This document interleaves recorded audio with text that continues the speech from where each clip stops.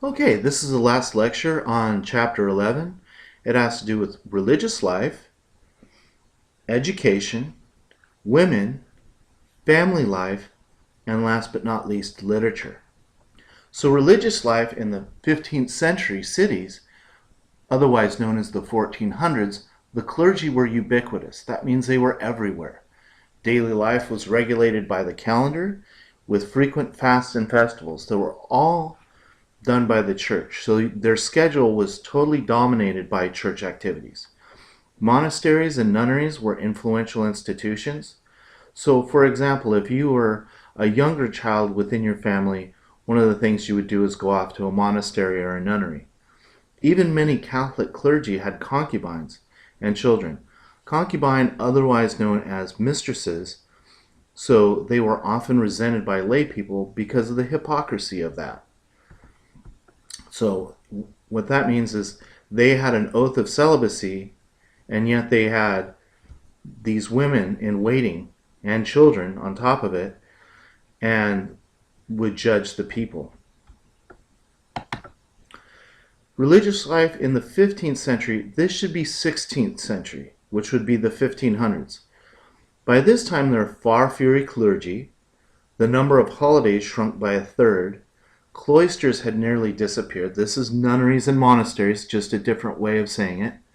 And the Protestant clergy were still resented. Education, another key part. This has to do with literacy, okay, the ability to read and write. The Reformation had a profound effect on education as it implemented humanistic educational reforms. Again, you see humanism being as a strong emphasis for the Reformation. Counter-reformers emphasized the classic scholastic writers, Lombard, Bonaventure, and Aquinas. Some humanists thought that the Protestant co-option of their curricula narrowed it. However, the Reformation spread humanist ideas farther than they had before. So now what the Reformation did, along with the printing press, spread these ideas to all areas of Europe. This is a letter that's sent home by a young man to his sisters. It shows that the literacy level, the ability to read and write. He puts in here kind of jokingly that in order for his sisters to pay penance, so to speak, for not writing him back, that they need to send him 2 shirts, and right here he gives them the dimensions and the style that he wants. Women, critically important. The Protestant rejection of celibacy accompanied their rejection of the medieval tendency to degrade women as temptresses or exalt them as virgins. Instead, they praised women as mothers and housewives. Marriage was viewed as a partnership between a man and a wife. Even if it was viewed, it wasn't an equal partnership. Women had the right to divorce and remarry, just as men did.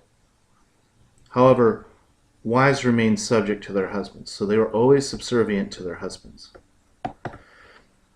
So family life in early modern Europe, between 1500 and 1800, men and women married later than they had before. This is an answer to one of your multiple choice questions. Men in their mid to late 20s, and women in their early to mid 20s. Marriages tended to be arranged, however, usual the couple to have known each other and their feelings were often respected. Okay. Now, we may not like the idea of an arranged marriage, but it was done by social class, and one of the things that the parents would do is they would pick someone who's appropriate. They wouldn't pick someone that you despised or hated and have you marry them. Families consisted of 2 parents and 2 to 4 children.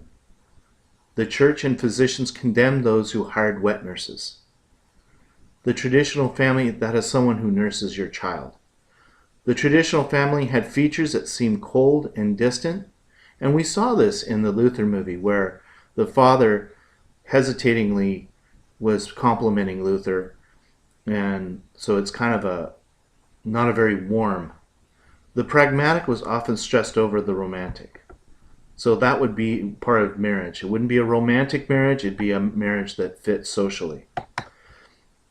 This is a picture of how You should have dinner at a family meal. Notice the children are underneath, the man is at the head of the table, and in your text it has a whole list of manners that people need to have at the dinner table. Literature. The Reformation did not only bring about cultural changes, there were also major innovations in literature. Two, very important in world literature, is Miguel de Cervantes Saavedra, who was a Spanish writer. His major work was Don Quixote, which was a satire of the chivalric romances popular in Spain. The juxtaposition of idealism versus realism in the novel was very innovative. It's one of the top-selling books in the history of the world, even over the Bible. William Shakespeare was an English playwright. I'm sure you're familiar with him.